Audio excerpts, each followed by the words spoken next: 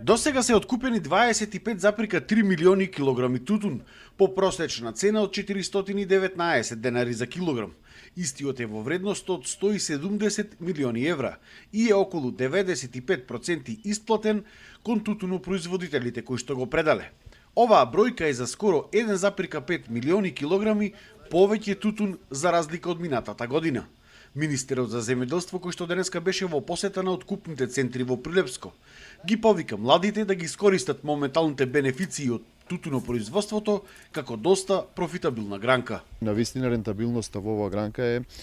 доста голема и нормално сигурноста во делот на производството е предвидлива, односно знаете кога ќе произведете, кој ќе го купи, по која цена, субвенциите се тука како категорија кој што помага, плюс оние дополнителни поддршки кои што ги даваме веќе од оваа година, а тоа е зелената нафта која што е во една сериозна количина за секој тутунопроизводител, плюс површинската мерка од 6000 денари по хектар, што вака сумирано е еден добар показател дека има еднина во оваа гранка и младите луѓе ги охрабрувам да влезат во процесот. Од Сојузот на тутунски здруженија се надеваа дека со новите измени на законот за тутун, дека ќе се внесе одредбата со која што без нивна согласност во иднина нема да може да се склучуваат договори. Работната група што го работи законот за тутун,